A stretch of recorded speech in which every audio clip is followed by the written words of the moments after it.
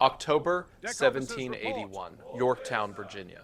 The battlefield looks familiar. Smoke, artillery fire, infantry drawn into rigid formations. Thousands of soldiers face each other across prepared defenses. By every conventional measure of 18th century warfare, the British army standing at Yorktown should not be facing destruction. Yet this battle will end the American War of Independence. Not because the British lacked courage, not because their soldiers were inferior, not because their commanders were incompetent. Yorktown ended the war because the British army was defeated by something it did not recognize as a weapon. Most people remember Yorktown as the final battle of the American Revolution. What they rarely understand is why the most powerful military force in the world was rendered helpless in a small coastal town. It was not strategy alone. It was not determination alone.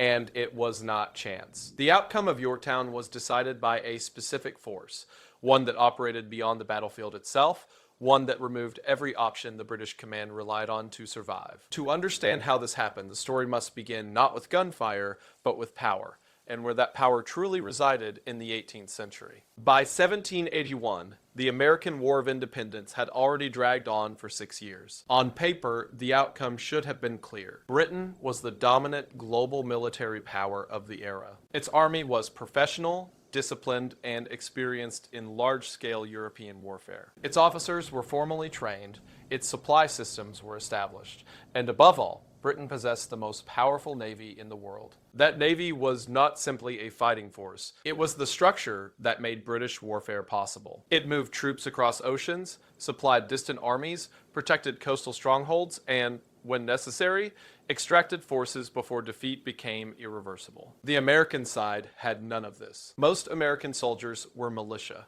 Many had limited training. Equipment was inconsistent. Early in the war, major cities had fallen.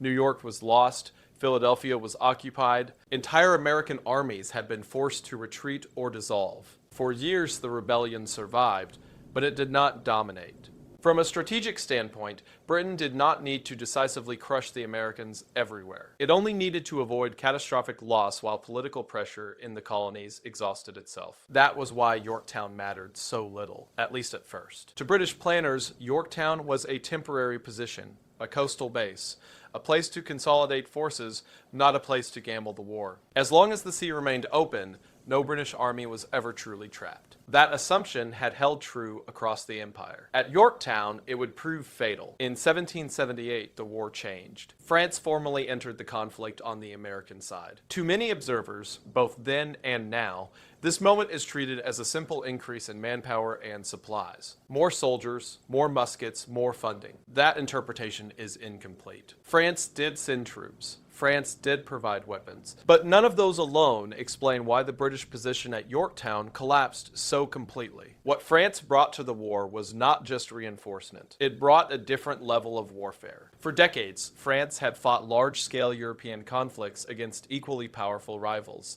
In those wars, victory did not come from enthusiasm or improvisation. It came from coordination between navy and army, between engineers and artillery, between logistics and timing. French military power rested on systems Britain underestimated in North America. Artillery was treated as a science. Engineering was treated as a discipline. Naval control was treated as decisive, not supportive. When France entered the war, these methods came with it. At first, the British saw no immediate danger. The American continent was vast.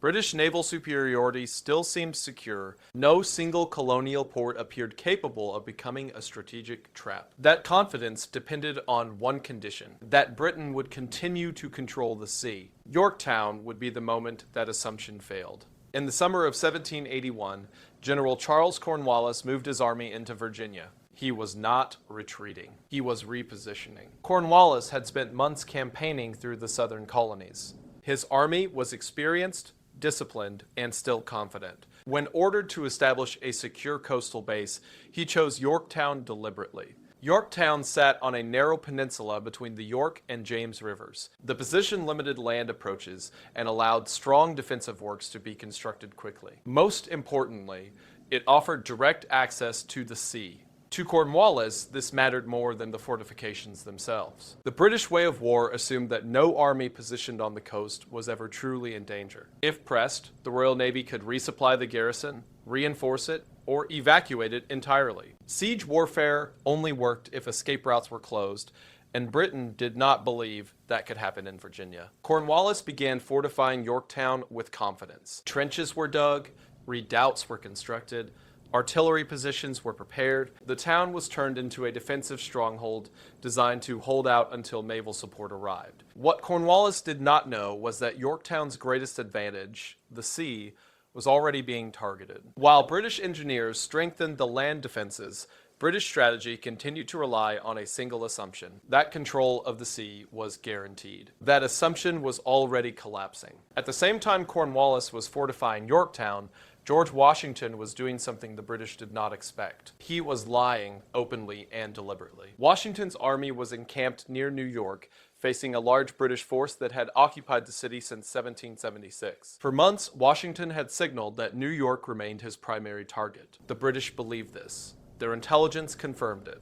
Their spies reported constant preparations. That intelligence was correct, because Washington wanted it to be. Fake bread ovens were constructed, suggesting preparations for a long campaign. Reconnaissance of British defenses was conducted in full view. False information was leaked through channels Washington knew the British were monitoring. Everything pointed to an attack on New York. While the British focused north, Washington quietly shifted south. In August 1781, American forces began moving toward Virginia. They avoided main roads. They split into multiple columns to obscure their numbers and destination. French troops under Rochambeau moved with them, along with artillery, supplies, and engineering equipment. This was not a dramatic march. It was a logistical operation. More than 12,000 troops had to be fed, supplied, and moved hundreds of miles without alerting the enemy. Rivers had to be crossed. Terrain had to be navigated. Timing had to be exact. When British commanders in New York finally realized Washington was gone, it no longer mattered. The trap was already closing. The decisive factor at Yorktown was not a new invention. It was not a tactical innovation. It was naval power applied at the right place, at the right moment, and in overwhelming force. In the summer of 1781, a French fleet commanded by Admiral Francois Joseph Paul de Grasse sailed toward North America. This was not a minor squadron. It consisted of 28 ships of the line, the largest and most powerful warships of the era, each carrying dozens of heavy cannons. Their destination was not New York. It was the Chesapeake Bay. This was the moment the nature of the war changed. By controlling the Chesapeake, the French fleet could do what no American force ever could: completely isolate a British army from the sea. Once that happened, Yorktown ceased to be a defensive position. It became a containment zone. This was the secret weapon of Yorktown. Not firepower alone, but the ability to remove every British option simultaneously: reinforcement, resupply, and evacuation. An army designed to operate globally suddenly had nowhere to go. On September 5th, 1781, the British Navy arrived at the entrance to the Chesapeake Bay. 19 ships of the line, commanded by Admiral Thomas Graves, sailed in expecting to find open water. Their mission was simple: break through, resupply Cornwallis, and restore British freedom of movement. Instead, they encountered the French fleet already in position. What followed was the Battle of the Virginia Capes, also known as the Battle of the Chesapeake. Cannon fire echoed across the sea for hours. Ships were damaged, rigging was shredded, hulls were pierced. Neither side lost a decisive number of vessels. But this was not a battle measured in sinkings. The French held their ground. When the fighting ended, Graves assessed his fleet and recognized the reality. He was outnumbered. His ships were damaged. Remaining in the bay risked total destruction. He withdrew to New York for repairs. That decision sealed the campaign. With the French fleet controlling the Chesapeake, Cornwallis was completely cut off. No supplies arrived, no reinforcements followed, no evacuation was possible. The British army at Yorktown was now trapped. With the sea closed, the war moved to its final phase. Washington and Rochambeau arrived at Yorktown in late September. They did not rush to attack. A frontal assault against prepared fortifications would have been costly and unnecessary. Instead, they applied European siege doctrine. French engineers directed the construction of siege lines, long trenches dug parallel to the British defenses. These parallels allowed artillery to be moved forward under cover while minimizing casualties. On the night of October 6th, soldiers worked silently through the darkness,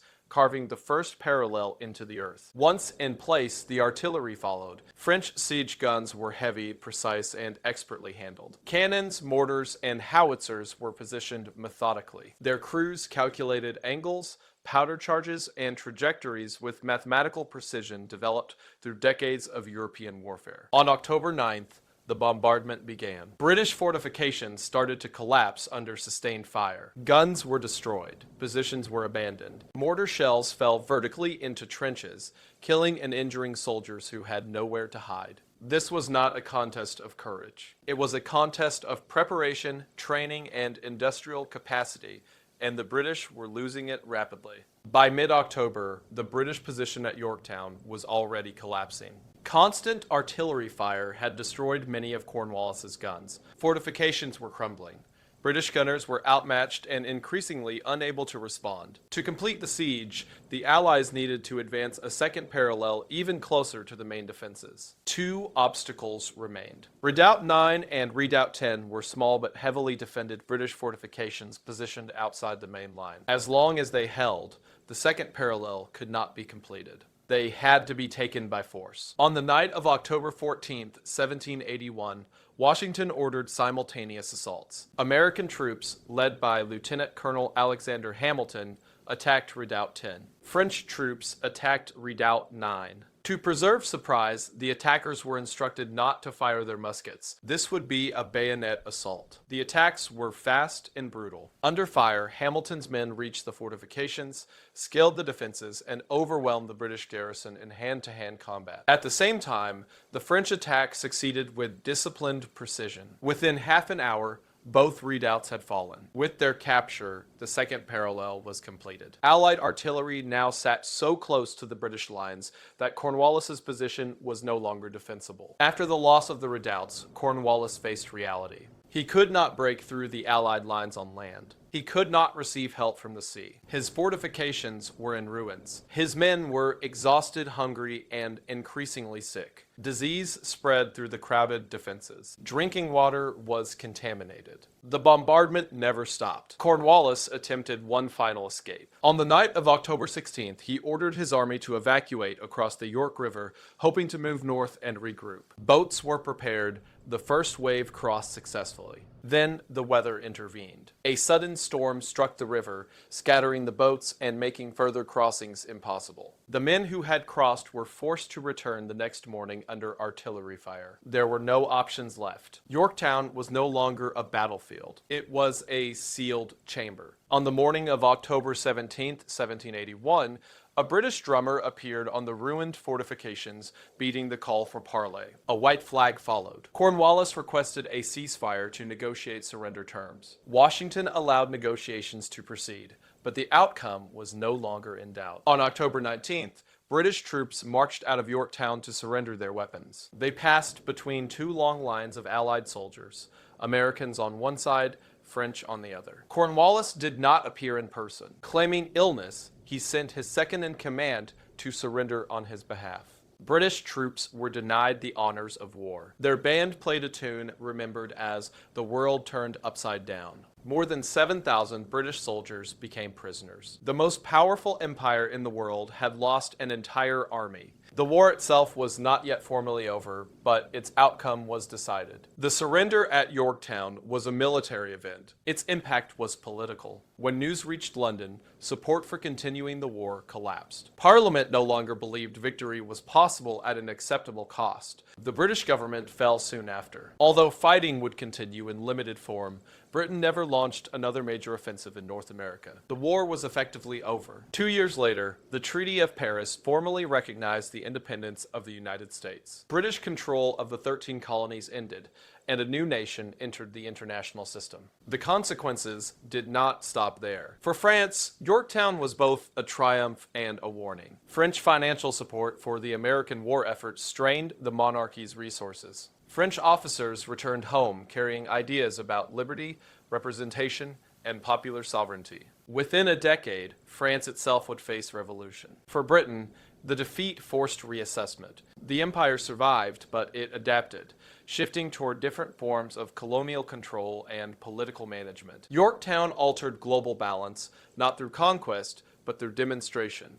Empires could be defeated if their systems were disrupted. Yorktown was not won by a single weapon. It was won by a combination of systems operating in coordination. French naval power isolated the battlefield. French artillery destroyed the defenses. French engineering made the siege possible. American leadership and manpower held the operation together. None of these elements alone would have been decisive. Together, they were overwhelming. The British did not lose Yorktown because they were outmatched in bravery or numbers. They lost because they relied on assumptions that no longer held. Assumptions about naval superiority, mobility, and the limits of colonial warfare. Yorktown demonstrated that modern war is not decided by heroism in isolation. It is decided by logistics, coordination, industrial capacity, and alliances.